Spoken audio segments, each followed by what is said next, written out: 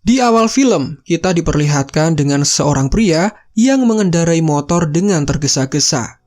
Dan dia menuju ke sebuah gereja untuk menemui para pendeta yang ada di sana. Terlihat pria ini tidak asing karena dia juga jadi Heimdall di MCU, tapi di film ini, dia menjadi seorang pendeta pemabuk asal Prancis bernama Moreau. Kedatangannya ke sini adalah untuk menanyakan keadaan seorang anak bernama Danny yang menjadi incaran orang jahat. Pendeta yang ada di sana kemudian mengatakan supaya dia tenang, karena di sini keamanannya sudah diperketat. Namun, baru selesai bicara, ternyata tempat yang dianggap aman itu malah diserang sekelompok orang.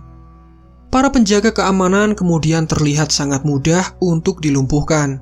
Dan terlihat pemimpin pasukan tersebut yang bernama Ray Kerrigan yang datang untuk mengincar seorang anak bernama Danny tadi. Pria itu kemudian mulai masuk ke dalam tempat persembunyian dan di sisi lain terlihat seorang ibu dan anaknya yang sedang bersiap melarikan diri. Sang ibu diketahui bernama Nadia, sedangkan anaknya adalah Danny, anak kecil yang menjadi incaran penjahat. Kalau dengar nama Nadia, jadi ingat iklan minuman berkafein deh. Yang kayak gini. Nadia, cappuccino buatanmu. Nadine, cappuccino buatanmu. Ya. Numero 1. It's salah goblok, itu Nadine pepes. Oke, lanjut. Terlihat mereka berdua terpojok dan akan ditembak, namun untungnya Moreau datang dan bisa menyelamatkan keduanya. Di sini Moreau mengaku bisa menolong keduanya, namun sang ibu tidak percaya dan langsung kabur menaiki sebuah mobil. Dan kemudian terlihat Moreau yang langsung mengejarnya. Melihat sasarannya kabur, Kerrigan kemudian langsung tancap gas supaya tidak kehilangan targetnya. Di tengah jalan, dia kemudian melihat Moreau yang mengganggu misinya. Dan dia kemudian menembak ban motornya sampai membuat pria itu kehilangan kendali dan jatuh ke jurang. Tapi di saat terjatuh, entah bagaimana caranya dengan timing yang pas, dia bisa balas dendam dengan menembak ban mobil milik Kerrigan sampai tergelincir dan terguling. Hal ini membuat Nadia dan Danny bisa melarikan diri dengan aman untuk sementara. Kemudian scene berganti memperlihatkan Johnny Blaze yang bersembunyi di suatu tempat yang sangat gelap. Ternyata dengan selama ini menjadi Ghost Rider, hidupnya tidak bisa santuy. Setan dalam tubuhnya, setan dalam tubuhnya selalu mengendalikannya untuk berburu orang jahat, membuat Johnny sering depresi. Dan di saat Johnny sedang melamun, kemudian datanglah Moreau yang meminta bantuannya. Ternyata dia masih dilindungi Tuhan dan selamat saat jatuh ke jurang. Ya, ini mukjizat banget sih. Kemudian Moreau langsung mengungkapkan bahwa ada anak kecil berumur 13 tahun yang harus ditolong Ghost Rider. Kenapa demikian? Karena sosok jahat yang memberikan kekuatan kepada Ghost Rider kini menginginkan anak itu sebagai tubuhnya yang baru. Mirip seperti Orochimaru yang pengen banget dapetin tubuh Sasuke. Nah, sosok jahat ini dikenal dengan nama Rourke, jelmaan dari Mephistopheles, sang rajanya iblis penguasa neraka, yang juga memberi kekuatan Ghost Rider untuk Johnny. Ya, di sini Mephistopheles yang menjadi Rourke terlihat berbeda dengan aktor Mephistopheles di film pertama. Johnny sendiri awalnya memilih menolak, namun dia bersedia menolong anak itu karena dia tahu apapun yang berhubungan dengan Rourke alias Mephisto pasti ujung-ujungnya menimbulkan kejahatan. Di sisi lain terlihat Nadia yang berada di tempat makan. Dia mencoba menggoda pria bersetelan rapi supaya mau diajak bicara. Setelah keduanya berbicara, Danny kemudian beraksi dengan mencopet dompet dari pria itu secara diam-diam. Hal ini mereka lakukan supaya bisa memenuhi kebutuhan dalam pelarian mereka. Keduanya kemudian meninggalkan tempat itu dan terlihat mereka diikuti dari belakang. Malam harinya, saat di tengah jalan, dia kembali diserang oleh Kerrigan yang ternyata adalah utusan dari iblis bernama Rourke untuk menculik Danny. Mereka kemudian diseruduk dari belakang sampai mobilnya keluar dari jalan. Di sisi lain, terlihat Johnny yang mulai bertransformasi dan berubah menjadi Ghost Rider untuk menyelamatkan Danny. Dia kemudian melesat dan menuju ke lokasi. Danny sendiri kemudian dikeluarkan dari mobil dengan paksa dan dia dibanting sampai pingsan. Sementara ibunya yang melakukan perlawanan kemudian dipukul dari belakang sampai kesakitan. Di sini kemudian muncullah Ghost Rider yang datang untuk menyelamatkan mereka berdua.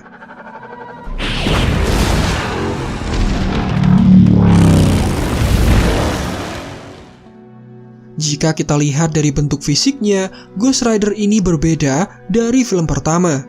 Terlihat warna tengkoraknya lebih gelap, lebih bertekstur, dan seperti kurang nyaman untuk dielus.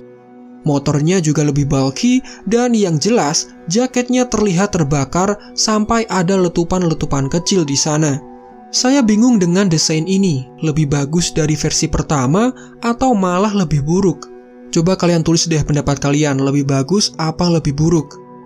Nah, di sini Ghost Rider kemudian menggunakan senjata ikoniknya berupa rantai yang membara untuk menghancurkan seorang penjahat di sana. Dan jurus ultimate-nya yaitu adalah Penance Stare alias tatapan penebus dosa juga terlihat berbeda dari film pertama. Jika di film pertama lebih detail, di mana jika penjahat menatap matanya, maka dia akan melihat perbuatan-perbuatan dosa yang dilakukannya semasa hidup.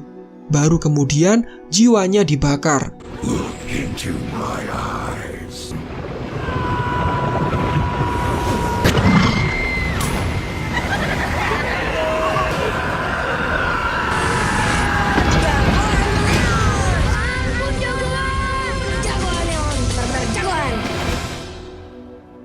Sedangkan di film ini tidak ada perbuatan dosa yang ditampilkan, dan tiba-tiba penjahatnya langsung hancur dengan sendirinya.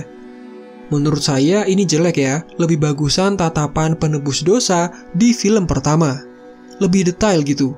Nah, di sini Ghost Rider yang meresahkan para penjahat kemudian ditembak beberapa kali dengan semacam grenade launcher sampai dia terpental dan meledak.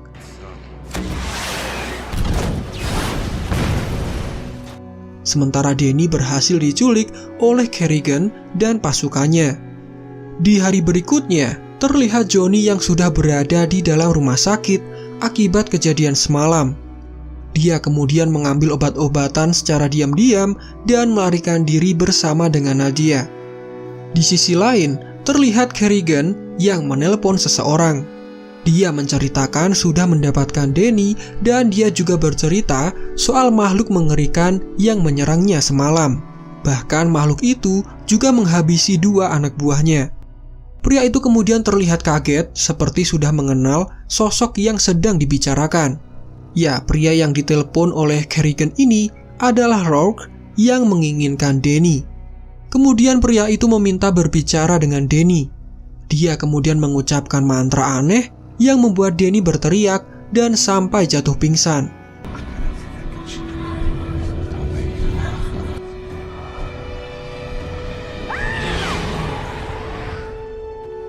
Kerrigan kemudian merasa bingung dan kemudian dia bertanya kepada pria tersebut apa yang baru saja dia lakukan. Dan ternyata di sini Rourke memberi semacam mantra penghalang kepada Danny supaya Ghost Rider tidak bisa mendekatinya. Kemudian terlihat Nadia yang meminta Johnny untuk melacak keberadaan anaknya. Namun dia sudah tidak bisa merasakan keberadaannya karena anak itu sudah ditutupi mantra pelindung. Mereka kemudian tetap memutuskan melakukan pencarian. Di dalam perjalanan, kemudian diketahui bahwa Nadia dan Kerrigan dahulu sempat berpacaran. Namun karena Kerrigan adalah penjahat yang menjual senjata dan obat terlarang, membuat Nadia ingin berpisah dengan Kerrigan. Dan ternyata Nadia juga melakukan perjanjian dengan iblis.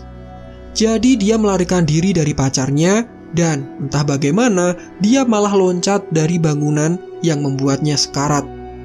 Di saat itulah Rourke kemudian datang untuk mengambil rasa sakitnya dan dia menyembuhkannya. Namun sebagai gantinya, dia bukan menjadi Ghost Rider, akan tetapi harus mengandung anak dari iblis tersebut. Dan anak iblis itu adalah Danny. Mereka kemudian melanjutkan perjalanan untuk mendatangi seseorang yang dirasa bisa menemukan keberadaan Kerrigan. Di malam harinya, saat di dalam mobil, Danny kemudian membanting setir sampai membuat mobilnya terguling. Tapi sebelumnya dia sudah memasang sabuk pengaman dan kemudian bisa melarikan diri. Namun, saat dia berlari karena tergesa-gesa, kakinya sampai terkilir. Kerrigan kemudian menangkapnya dan dia menyita mobil van dari pasangan yang sedang berkemah untuk digunakan melarikan diri. Johnny dan Nadia kemudian sampai ke lokasi tujuan. Mereka berada di tempat perkelahian Def Jam alias pertarungan bebas tapi antara manusia melawan babi hutan. Dan penonton yang ada di sana sedang melakukan taruhan atau perjudian. Keduanya kemudian mendatangi seorang pria bernama Vasil. Karena mencium bau kejahatan, Ghost Rider kemudian bereaksi dan akan segera keluar. Namun Johnny menghalanginya dan bertanya kepada Vasil tentang lokasi Kerrigan. Kemudian pria itu memberikan informasi bahwa Kerrigan sekarang berada di sebuah lokasi pertambangan lengkap dengan senjata dan pasukannya. Mereka kemudian bersiap pergi karena Nadia tahu lokasi yang dimaksud pria itu. Tapi mereka berdua malah ketahuan dan Johnny melarikan diri mengendarai motornya meninggalkan Nadia. Saat di tengah perjalanan, terlihat dirinya yang bersiap menjadi Ghost Rider. Kemudian kita beralih ke lokasi pertambangan yang dimaksud. Terlihat ada Kerrigan yang membeli senjata seperti bazooka berukuran besar. Senjata itu bernama FGM-148 alias Javelin yang akan digunakan sebagai persiapan melawan Ghost Rider. Dan terlihat Nadia yang entah secara bagaimana datang terlebih dahulu dan menyelamatkan anaknya. Di saat mereka melarikan diri, kemudian datanglah Ghost Rider yang bersiap melawan Kerrigan. Kerrigan kemudian langsung menembak dengan bazooka barunya. Terlihat peluru kendali yang mengejar Ghost Rider dan akhirnya meledak.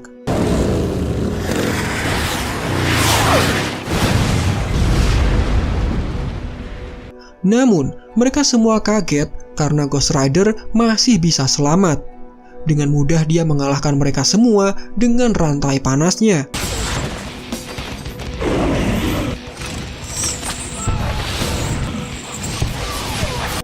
Ada hal konyol di sini, di mana saat ada bom yang meledak, bukannya terpental jauh, malah Ghost Rider terlihat mengambang dan berputar di udara.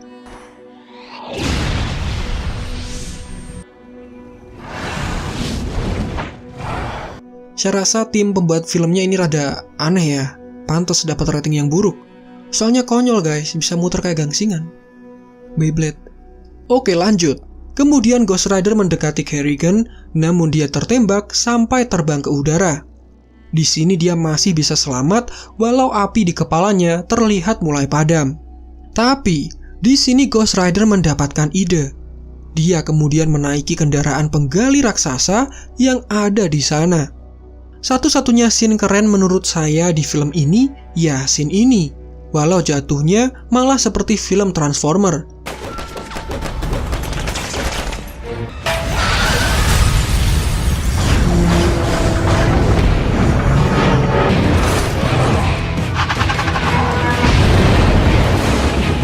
Dan dengan alat raksasa ini, Ghost Rider kemudian sukses memporak-porandakan pasukan Kerrigan.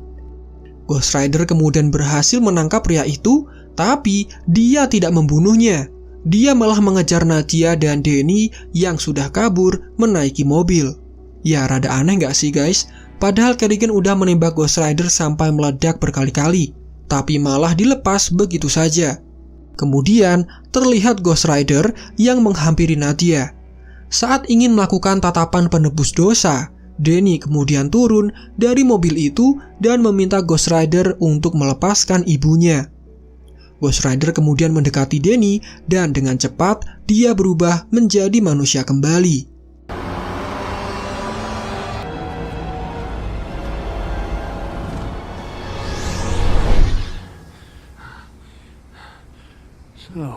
Kemudian, di hari berikutnya, terlihat lokasi pertempuran semalam yang sedang dikerumuni oleh banyak petugas. Di sana terlihat ada Kerrigan yang sudah tertimbun tembok, padahal terakhir kali kita lihat dia hanya dilempar oleh Ghost Rider. Kenapa sekarang bisa tiba-tiba tertindih tembok? Ya, rada kurang logis kan? Nah, kemudian dia didatangi Rourke yang sedikit kecewa karena Kerrigan gagal mendapatkan anaknya. Dan saat kemudian, karena tertindih tembok, Kerrigan kemudian mati. Namun, Rourke kemudian memberikan kekuatan untuk Kerrigan. Dia kemudian hidup kembali, tapi dengan wujud yang berbeda. Sekarang dia dikenal dengan makhluk bernama Blackout yang memiliki kekuatan merubah benda apapun yang disentuhnya menjadi busuk. Tanpa basa-basi dia langsung test drive. Ada petugas pemadam kebakaran yang langsung disentuhnya. Dan dia seketika berubah menjadi bangkai dengan sangat cepat.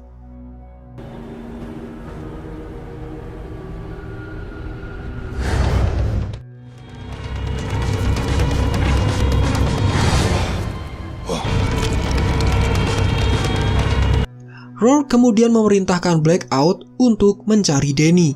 Nah, di sini saya merasa bingung guys. Kenapa Rourke susah payah memberikan kekuatannya dan membangkitkan Kerrigan? Bukannya dirinya sendiri udah kuat, kan penguasa neraka tuh. Atau jangan-jangan dia nggak berani lawan Ghost Rider sendirian. Takut sama Ghost Rider? Bilang bos, hayu ya pal-pal. Sorry guys, kelepasan. Oke, lanjut. Kemudian terlihat Johnny, Danny, dan Nadia yang pergi ke sebuah tempat untuk mengamankan Danny. Di sini Johnny sempat menghibur Danny dengan mengatakan jika pipis dalam wujud Ghost Rider, maka air yang keluar akan berubah seperti senjata pelontar api. Kemudian terlihat Morrow yang menyusul mereka dan Johnny kemudian mengajak Danny untuk sedikit bersenang-senang.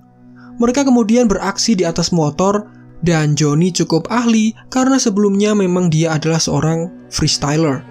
Tapi ingat, ini jangan dicontoh guys. Apalagi mereka nggak pakai helm. Salah-salah malah jadi ghost beneran kalian. Kemudian, mereka sampai di sebuah lokasi yang penuh dengan bebatuan.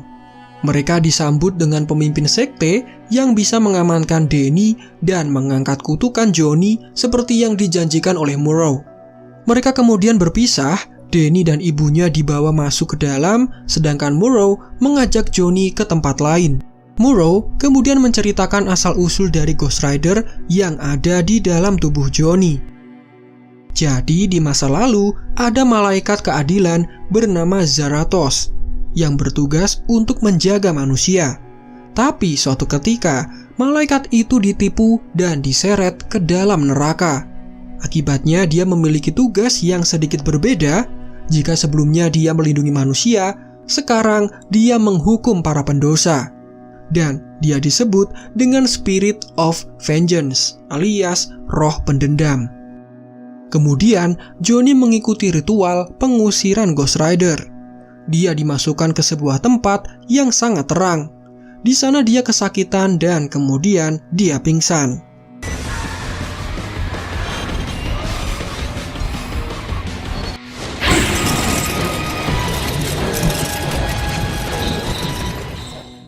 Begitu bangun, dia sangat kegirangan karena proses pengusirannya berhasil. Dia kemudian berteriak mencari Morrow untuk berterima kasih, tapi tidak ada seorang pun yang terlihat ada di sana. Johnny kemudian mendengar teriakan minta tolong dari Nadia. Begitu Johnny datang, ternyata Nadia dan Morrow sudah ditangkap oleh para pengikut sekte yang ada di sana. Ternyata di sini, para pengikut sekte itu sudah menipu Morrow. Mereka tidak ingin mengamankan Danny, melainkan mereka ingin membunuhnya. Karena pemimpin sekte beranggapan anak itu membawa kekuatan jahat untuk manusia. Morrow, Johnny, dan Nadia kemudian diamankan. Sementara Danny dibawa ke dalam lokasi dan terlihat para pengikut sekte sedang bersiap melakukan ritual khusus. Mereka kemudian terlihat mengelilingi Danny dan di sini terlihat ketua sekte yang ingin memenggal kepala Danny dan sudah bersiap mengeluarkan pedangnya. Namun tanpa diduga, Blackout datang dan menghabisi mereka semua. Dengan mudah dia membuat pemimpin sekte dan para pengikutnya menjadi seperti patung. Peace, brother.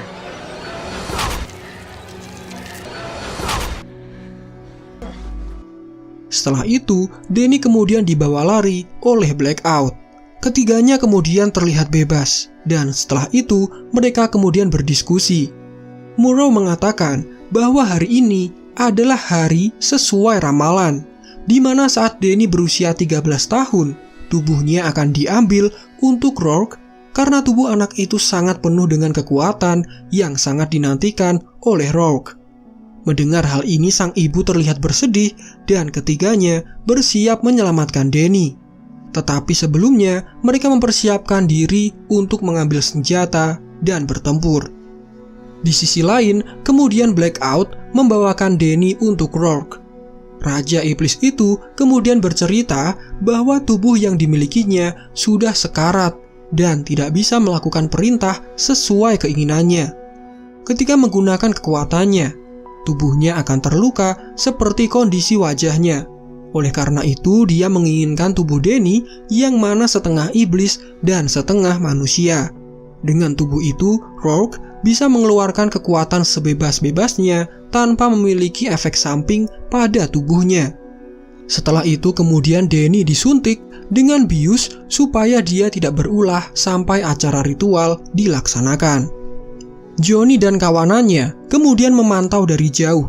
Ternyata dalam ritual itu dihadiri oleh banyak orang penting seperti politikus, pembunuh, dan orang-orang berpengaruh lainnya yang mana merupakan bawahan iblis.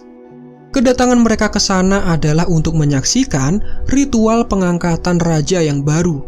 Dan jika Rourke sukses dengan ritualnya, maka dia akan memiliki wujud baru dengan kekuatan yang lebih kuat dan kegelapan akan menyelimuti dunia. Ritual kemudian dimulai. Para penyembah iblis kemudian mulai membaca ritual sampai subuh. Dan jika ritual ini sukses sampai subuh tanpa ada yang mengganggu mereka, maka Danny akan kehilangan tubuhnya.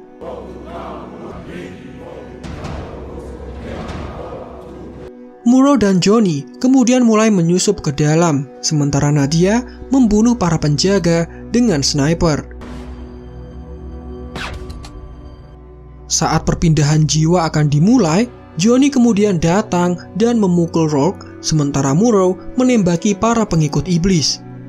Namun, di sini Murrow tewas karena Blackout memeganginya sampai menjadi busuk.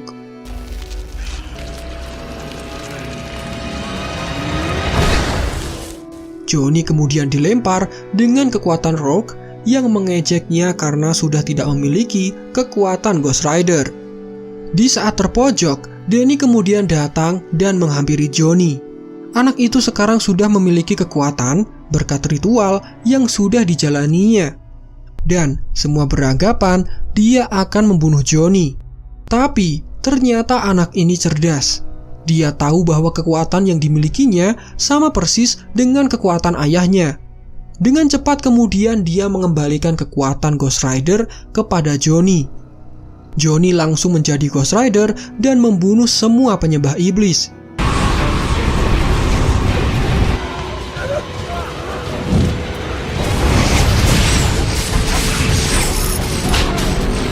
Dia kemudian mengejar Danny yang dibawa lari oleh ayahnya. Di tengah jalan, Ghost Rider merebut mobil truk dari pasukan Rourke. Sekarang dia mengendarai mobil yang membara dan di bawah matahari pun dia bisa melakukannya.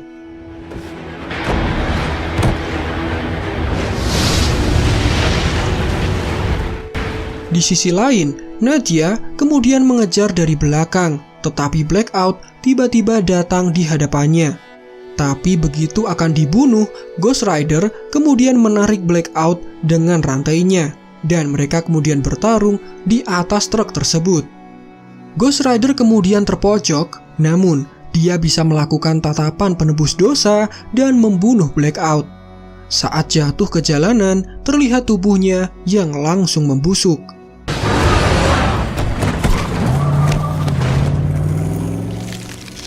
Johnny kembali menaiki motornya dan dia mengejar mobil milik Rourke.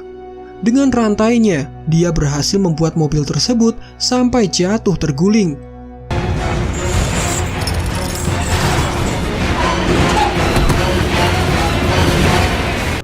Ghost Rider langsung menyeret jelmaan Mephisto itu dan melemparnya supaya kembali ke rumahnya yang mana adalah neraka.